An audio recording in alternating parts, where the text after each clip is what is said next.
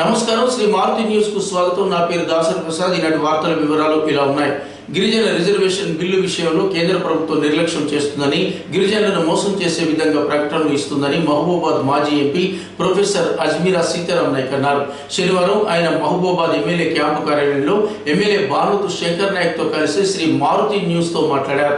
గిరిజనుల జీవితాలతో చెలగాట వాడితే సహించబోమని, ఎంతటికైనా సిద్ధమేనని సీతారాం నాయక్ హెచ్చరించారు।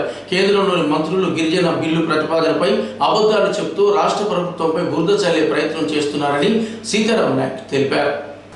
మేము మాజీ ఎంపీ గారిని కోరడం జరిగింది, ఎందుకంటే వారు ఉన్నప్పుడే ఆ బిల్లు పోవడం జరిగింది కాబట్టి వారికి కొంచెం అవగాహన ఉంది కాబట్టి దానిపైన డీటెయిల్గా చెప్పవలసిందిగా నేను కోరుతున్నా।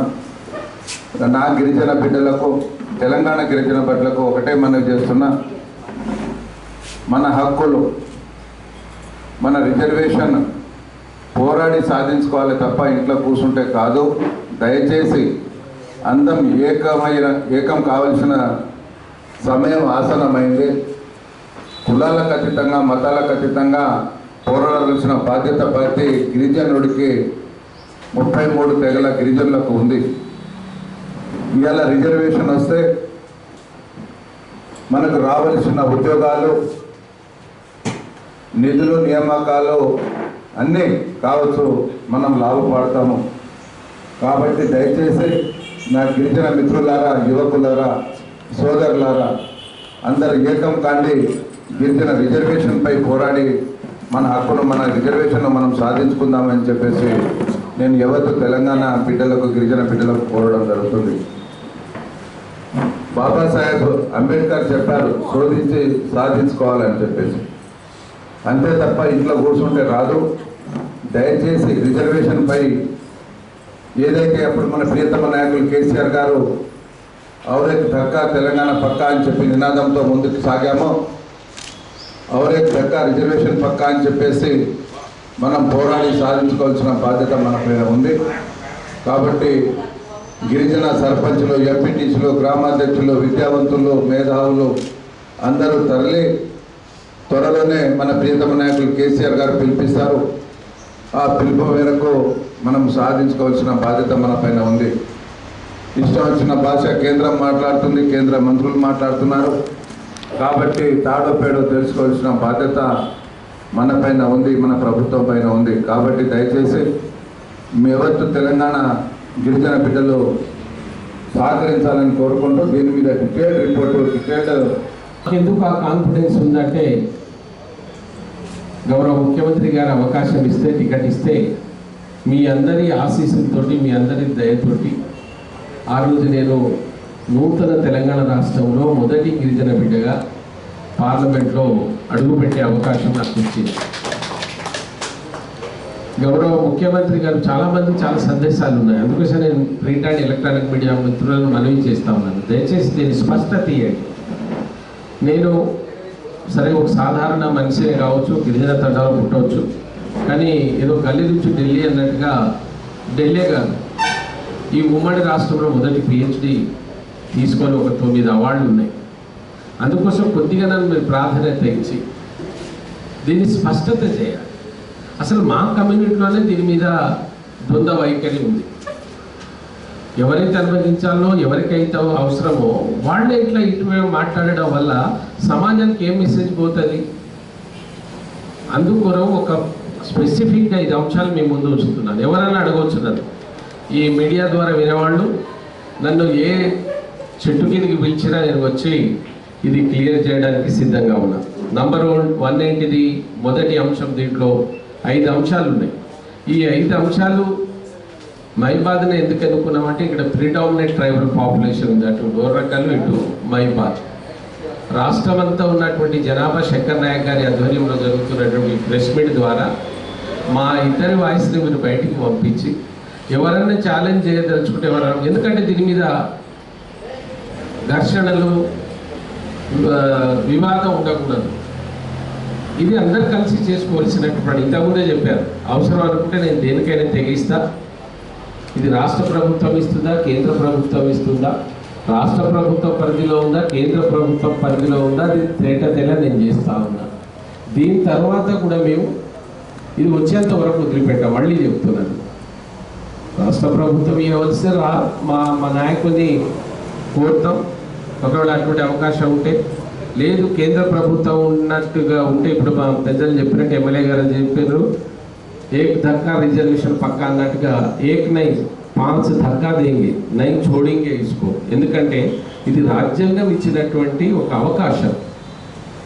రాజకీయాల కొరకు ఎందుకు ఇది తాత్సారం అవుతుంది అనడానికి కారణం ఏంటంటే, మొదటి కారణం ఆర్ఎస్ఎస్ సిద్ధాంతం ఏంటిదంటే, ఒక నాయకుడు ఒక పుస్తకం రాశాడు, నేను దాన్ని పేరు అది కూడా మీకు చెప్తాను సమయాన్ని బట్టి. ఆ పుస్తకంలో ఈ దేశంలో రిజర్వేషన్ ఉండవద్దు, ఇది ఆర్ఎస్ఎస్ పాలసీ. ఇది చాలామందికి తెలియదు, ఇది ఆర్ఎస్ఎస్ పాలసీ. ఇది దేశంలో రిజర్వేషన్లు ఉండకూడదు, బిచ్చగాడే ఉండాలి, వాడు ఎక్కడ ఉంటే అక్కడ ఉండాలి. ఆ పాలసీలో భాగంగా ఇవాళ భారతీయ జనతా పార్టీ దేశంలో ప్రభుత్వ రంగ సంస్థలను ప్రైవేటైజేషన్ చేసి చాప కింద నీళ్ళలాగా రిజర్వేషన్ ఎస్సీ ఎస్టీ బీసీలకు లేకుండా చేస్తుంది. వాస్తవమా కాదా? మీడియా వాళ్ళు కూడా తర్వాత నన్ను అడగవచ్చు, ఎందుకంటే వారికి ధైర్యం లేదు. వాడు చక్కగా రిజర్వేషన్ ఇవ్వలేమంటే తోలు తీస్తారు. నేను పార్లమెంట్లో ఉన్నప్పుడు అట్రాసిటీ గురించి మాట్లాడితే అల్లకల్లోలమైంది దేశం. 27 మంది చనిపోయారు ఆ రోజున. 3వ రోజే మళ్ళీ చట్టాన్ని మార్చారు. ఖబర్దార్ అని చెప్తున్నా, ఎస్సీ ఎస్టీ బీసీల జోలికి పోవద్దు. ఈ దేశం ఎస్సీ ఎస్టీ బీసీల త్యాగంతో వచ్చినటువంటి దేశం ఇది. ఇది ఎవడో తెస్తే ఎవరి అయ్యనో ఎవడి సొమ్ము వల్ల రాలేదు. ఇది వాళ్ళ పునాదులు. ఈ దేశంలో గిరిజనులు పునాది రాళ్ళై దాగి ఉన్న చరిత్ర వాళ్ళకు ఉన్నది. ఎవడబ్బ సొమ్ము, ఎందుకు నువ్వు దీన్ని ఎంజాయ్ చేస్తున్నావు, ఎందుకు రిజర్వేషన్ ఎత్తేస్తానంటున్నావు? కనుక మొదటి పాయింట్ ఏంటంటే, ఈ దేశంలో రిజర్వేషన్ ఉండవద్దని, ఈ దేశంలో ఎన్నో సంవత్సరాల నుంచి ప్రజల సహకారంతో నడుస్తున్నటువంటి ప్రభుత్వ రంగ 37 సంస్థల్లో ఇప్పటికే ఎయిర్ ఇండియా వెళ్ళిపోయింది. ఎల్ఐసి తీసేస్తానంటున్నాడు. ఒకసారి మీరు కూడా ఆలోచించాలి. ఏదో శంకర్ నాయకు సీతారాం నాయకు ఇక్కడ పెద్దలు మా ఎవరి ఆశయం కాదు. ఏం కావాలి, 37 సంవత్సరాలు వెళ్ళిపోతే ఎన్ని జాబ్స్ ఎక్కడి నుంచి వస్తాయి? వాళ్ళేమో జాబులు ఇవ్వకుండా జాబులు ఇచ్చేటువంటి ప్రభుత్వం ముఖ్యమంత్రి గారిని వాళ్ళు నిందిస్తున్నారు. అది సెకండరీ. సో దీని వెనక దాగి ఉన్న కుట్ర ఏంటంటే, ఈ దేశంలో రిజర్వేషన్ అమలు కావద్దు, రిజర్వేషన్ కొనసాగించవద్దు అనేటువంటి ఒక దురుద్దేశంతో తెలంగాణ రాష్ట్ర సమితి 2017 అసెంబ్లీ తీర్మానం బిల్లు చేసి ఒక బిల్లు పంపిస్తే దాన్ని అమలు చేయకుండా, లేదా అది తప్పని కూడా చెప్పకుండా, లేదా దాన్ని తిరిగి పంపకుండా కేంద్ర ప్రభుత్వం దగ్గర పెట్టుకొని దోబూచులాడుతూ ఉంది. దీని అర్థం ఏంటిదో వాళ్ళు చెప్పాలి. కనుక రిజర్వేషన్లు ఉండవద్దనే పాలసీలో భాగంగానే గిరిజనులకు రిజర్వేషన్ ఇవ్వడం లేదు. 3/3/2017 నాడు GOMS నంబర్ 5 పేరుతో రిటైర్డ్ IAS డాక్టర్ చెల్లప్ప నేతృత్వంలో ఒక కమిషన్ను నియమించి నూతనంగా ఏర్పడినటువంటి తెలంగాణ రాష్ట్రంలో ఎన్ని గిరిజన తెగలు ఉన్నాయి, ఎందుకంటే రాష్ట్రం ఏర్పడిన తర్వాత కొత్తగా ఎన్ని ఉన్నాయో, గిరిజన తెగలు ఎన్ని ఉన్నాయి, వాళ్ళ సంఖ్య ఎంత, వాళ్ళ ఆర్థికంగా సామాజికంగా ఏ విధంగా ఉన్నారు, ఇంకేమైనా కులాలు కొత్తగా గిరిజన తెగలో చేర్చడానికి అవకాశం ఉందా అనేటువంటిది ఒక కమిషన్ 2015లో నియమిస్తే, ఆ కమిషన్ దాదాపు 32 సార్లు పబ్లిక్ హియరింగ్స్ పెట్టారు. 505 అఫిడవిట్స్ తీసుకున్నారు. మేధావులతో, పాత్రికేయ మిత్రులతో గ్రామీణ ప్రాంతంలో సుదీర్ఘమైనటువంటి చర్చలు జరిపి వాళ్ళ సూచనలు తీసుకొని డిసెంబర్ 8, 2016వ తేదీన నివేదిక ప్రభుత్వానికి ఇచ్చారు. ఈ నివేదిక ప్రకారం తెలంగాణలో 10% గిరిజన జనాభా కలదు, కనుక వీరి రిజర్వేషన్ శాతం 10%కి పెంచాలని, మరియు గిరిజన లక్షణాలు కలిగిన వాల్మీకి బోయ మరి ఖాయితీ లంబాడ జనాభా 0.92, రాష్ట్రంలో ఖాయితీ లంబాడ పోతే వాల్మీకి బోయేది 0.292% కలదు, వీరిని గిరిజనుల జాబితాలో చేర్చాలని పంపించారు. ఈ మూర్ఖులు ఎవరైతే మాట్లాడుతున్నారో ఇది గమనించాలి. ఇది ఇప్పటికిప్పుడు అమలులోకి రాదు. ఇది హోంశాఖకు పంపిస్తే వాళ్ళు ఎస్సీ ఎస్టీ కమిషన్కు పంపించి వీళ్ళు నిజమేనా కాదని మళ్ళీ వీళ్ళ మీద సర్వే చేసి వాల్మీకి మరియు వాల్మీకి మరి ఖాయితీ లంబాడాలను గిరిజన జాబితాలో చేర్చి పంపాలన్నారు. ఆ తర్వాత చెల్లప్ప కమిషన్ చేసిన ప్రతిపాదనలను ఆమోదిస్తూ చెల్లప్ప కమిషన్ ప్రతిపాదించినటువంటి ప్రతిపాదనలు ఆమోదిస్తూ 2017 ఏప్రిల్ 15వ తేదీన ముఖ్యమంత్రి కేసీఆర్ గారి నాయకత్వంలో తెలంగాణ క్యాబినెట్ దీన్ని ఆమోదించింది. వాళ్ళు ఏదైతే పంపించారో దీన్ని 2017 15వ ఏప్రిల్ నాడు దీన్ని ఆమోదించి 7వ అసెంబ్లీ సెషన్లో నూతనంగా ఏర్పడిన తెలంగాణ 7వ అసెంబ్లీ సెషన్లో పై తీర్మానాన్ని ఒక బిల్లు రూపంలో ప్రవేశపెట్టి అసెంబ్లీ 2017 ఏప్రిల్ 15వ తారీఖు వస్తే 16వ ఏప్రిల్ 16 నాడే అందులో ఆ బిల్లులో పాస్ చేసినటువంటి నాయకులు మన స్థానిక ఎమ్మెల్యే గారు నా పక్కనే ఉన్నారు. దీని మీద ఎవరైతే కారు కూతలు కూస్తున్నారో రేవంత్ రెడ్డి, అతనితో పాటు ముఖ్యంగా ఆ రోజున ఉండేటువంటి కిషన్ రెడ్డి, ఉత్తమ్ కుమార్ రెడ్డి, రేవంత్ రెడ్డి లేడు కానీ ఉత్తమ్ కుమార్ రెడ్డి, కిషన్ రెడ్డి గారు దీన్ని యునానిమస్గా సమర్థించారు. వాళ్ళు దీంట్లో భాగస్వాములు ఉన్నారు, దయచేసి గమనించాలి. వాళ్ళిద్దరూ దీంట్లో భాగస్వాములు ఇచ్చి మేము దీన్ని సమర్థిస్తున్నామని ఆ రోజున మాట్లాడి ఈ దీంట్లో ఏం పెట్టారు, ఆ రోజున జరిగినటువంటి బిల్లు, ఆ బిల్లు సారాంశం ఏంటి, ఇది బాగా వినాలి దయచేసి. సారాంశం ఏంటిదంటే సబ్జెక్ట్ అది విషయము BC SC ST reservation of seats in educational institutions, reservation of seats in educational institutions and of appointments in the service under the state bill 6 of 2017. ఇది బిల్ నంబర్, ఇది ఆ bill number 6 of 2017 passed on 16th April 2017. ఇది bill రాష్ట్ర ప్రభుత్వం ఇది తీర్మానం చేసి పెట్టినటువంటి బిల్. ఇది ఆనాటి శాసనసభ సెక్రటరీ శ్రీ రాజా సదారం గారు 2017 మే 29వ తేదీన ఈ బిల్లును రాష్ట్రపతి ఆమోదం కోరుతూ కేంద్ర హోం వ్యవహారాల శాఖకు పంపించడం జరిగింది. Letter number 51 by legislative by 2017-17 dated 29th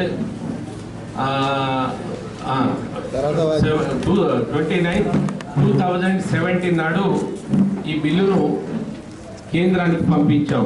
ఈ అనడానికి ఇదేమో రిపోర్ట్ సబ్మిట్ చేసింది, మీకు ప్రతిదీ రిపోర్ట్ సబ్మిట్ చేసింది.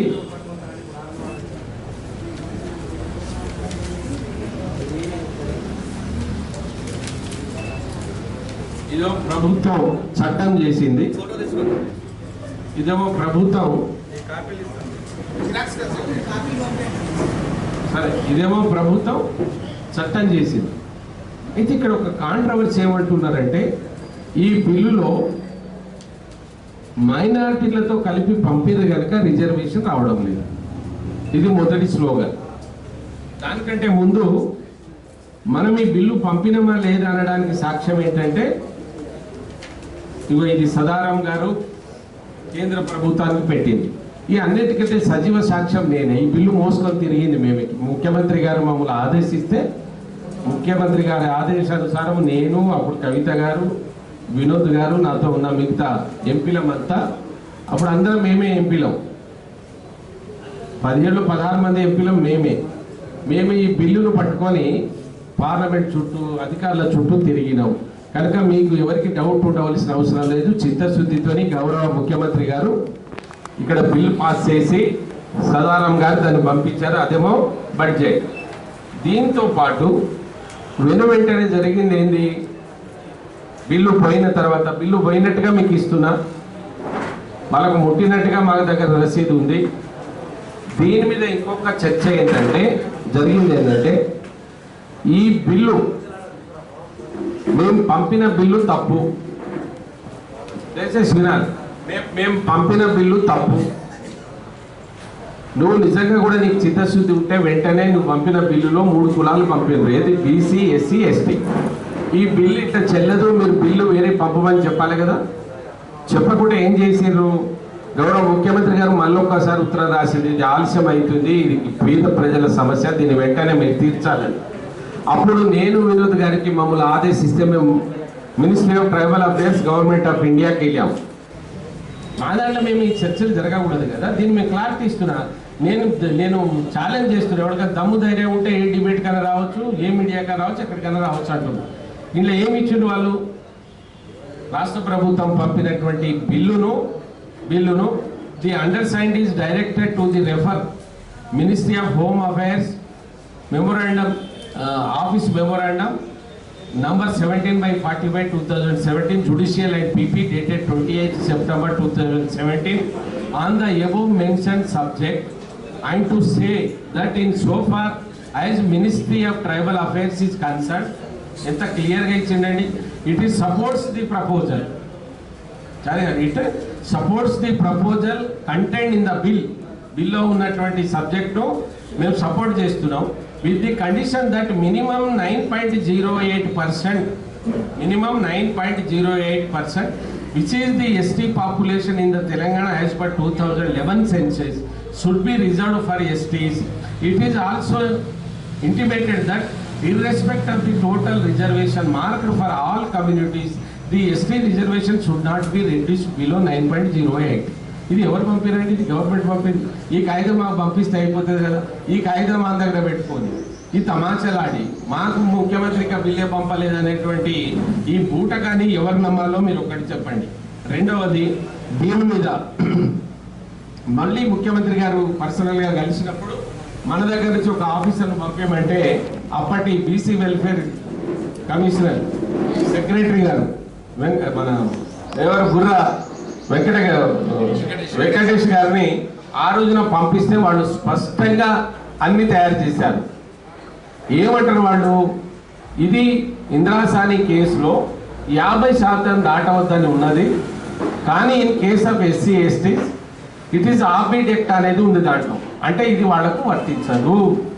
ఇందిరాసాని కేసులో స్పష్టంగా మినిస్టర్స్ వాళ్ళ అధికారులు ఇచ్చినటువంటి లెటర్ ఇది నిలవదు. కానీ గిరిజనులకు దీన్ని బూచిగా చూపి రేపు ఎవరైనా కోర్టుకు వెళ్తే మళ్ళీ ఇబ్బంది కలుగుతుంది కనుక రాజ్యాంగం ప్రకారంగా వీళ్ళని హక్కు కల్పించాలంటే దీని ఎస్సీ ఎస్టీ రిజర్వేషన్లు కేవలము పార్లమెంట్ పరిధిలో ఉంటుంది కనుక దీన్ని పార్లమెంట్ క్లియర్ చేయాలనే ఉద్దేశంతో వాళ్ళు పార్లమెంట్కు పంపించండి, మీరు రాష్ట్రపతి ఒక ఆమోదం కొరకంటేనే ఈ బిల్లును పంపించాము. ఇక ఇక్కడ రాష్ట్రం ఎక్కడి నుంచి చేయాలి దీన్ని వాళ్ళే చెప్పాలి. ఎవరు మాట్లాడుతున్నాడో వాడే చెప్పాలి. దాంతోపాటు ఇంకొక అంశం ఏం చెప్పాను మీకు,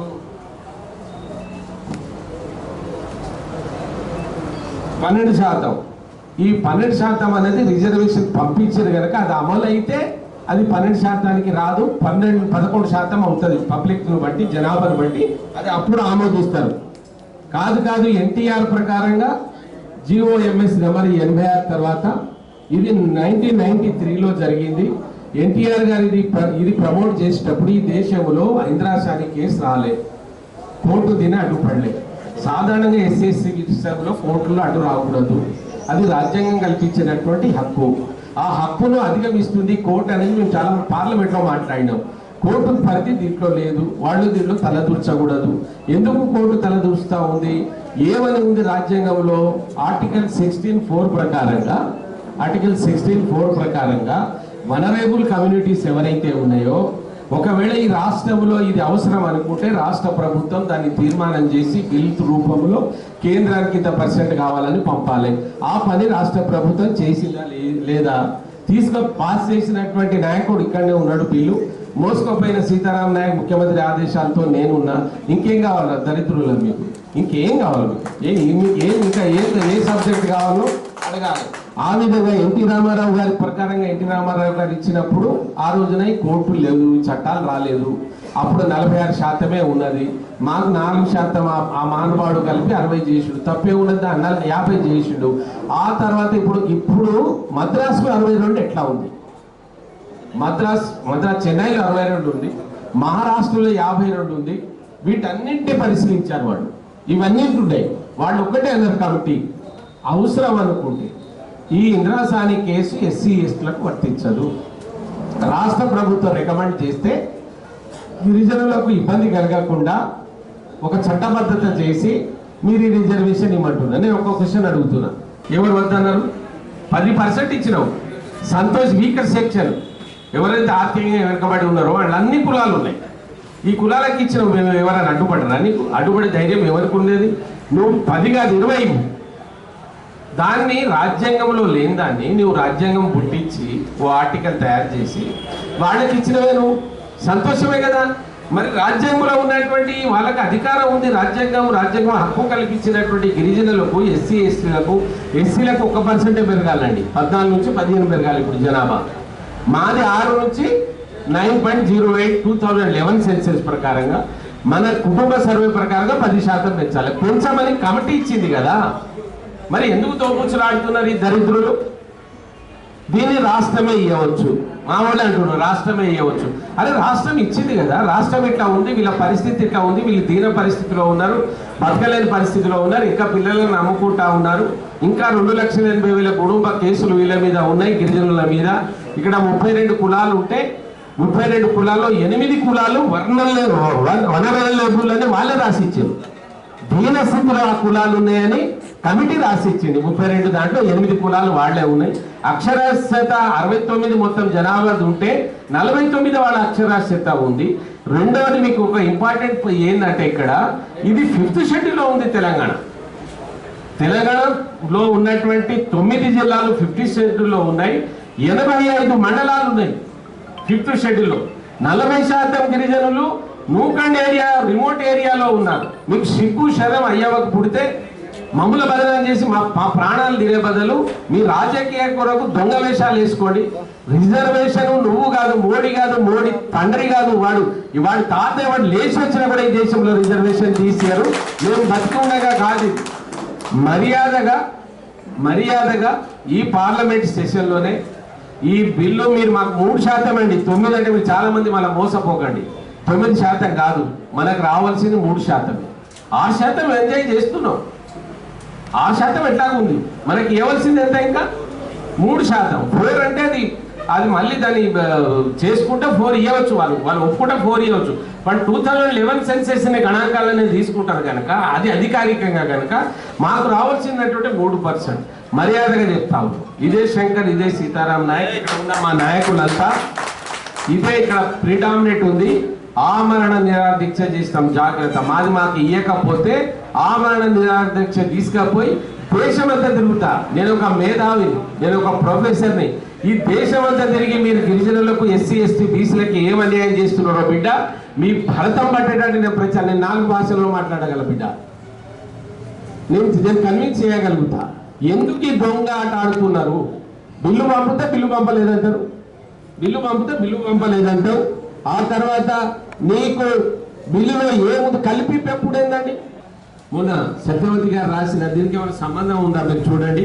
kindly refer to your DO letter dated 1/2/2022. మొన్ననే 1/2/2022 address to the honorable minister regarding the Telangana backward classes, scheduled caste and scheduled tribes, reservation of seats, education, institution and of appointments of post in the service under the state bill 2017. ఏమంటాడు ఎరికైనా వాడు? I would like to inform you that a similar act passed by the AP అప్పుడు చెప్తా passed the legislature assembly giving 4% reservation to group E.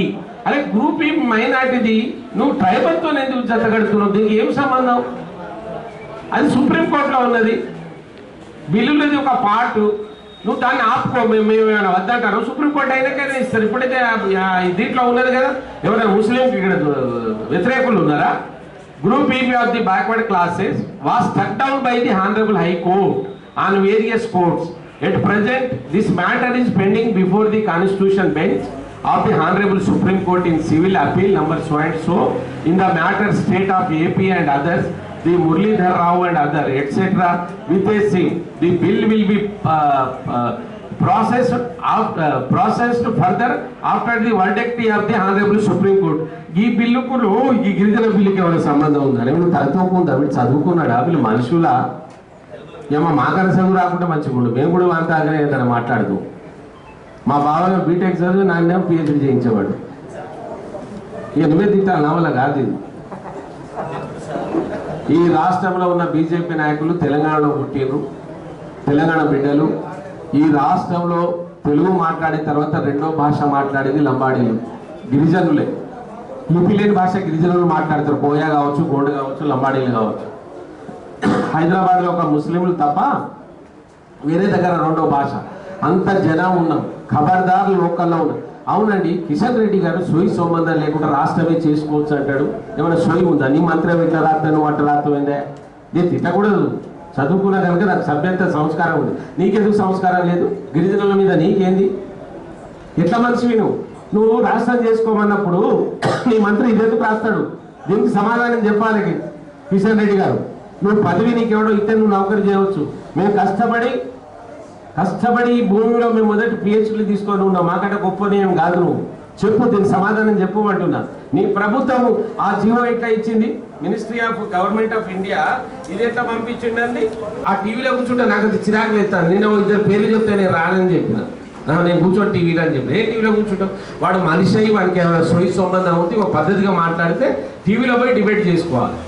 పిచ్చోలాగా మాట్లాడితే నేను చేయాలి? మీకు చెప్పిన 5 అంశాలలో ఎవరికి డౌట్ ఉన్నా నేను కానీ మా ఎమ్మెల్యే కానీ లేదా మా నాయకుడు కానీ ఇప్పుడు వాళ్ళకి అందరికి ఇచ్చిపోతాం, మీకు కూడా ఇస్తాం. మేము సమాధానం చెప్పడానికి సిద్ధంగా ఉన్నాం.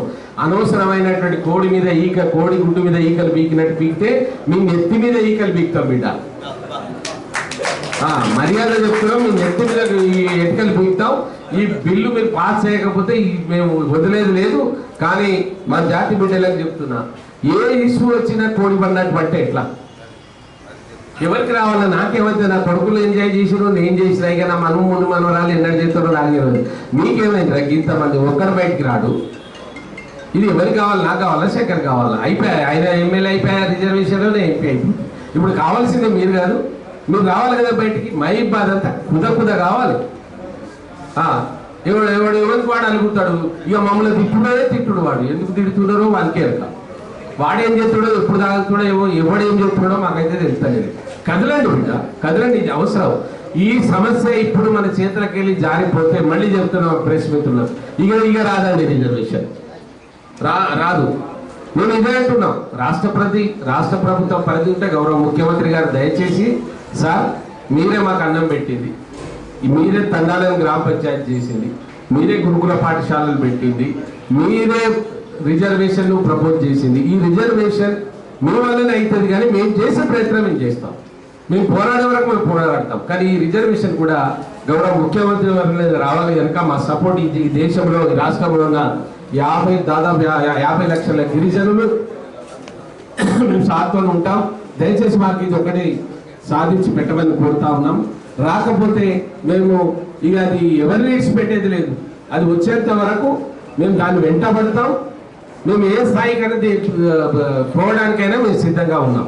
కనుక దయచేసి ఇలా ఏమైనా డౌట్స్ ఉంటే మీరు ఈ కాగితాలని మీకు ఇస్తా, ప్రూఫ్తో సహా. ఓకే, ఏమైనా డౌట్స్ ఉంటే అడగవచ్చు మీరు. Thank you. ఈ వార్తలు ఇంతటితో సమాప్తం. నమస్కారం.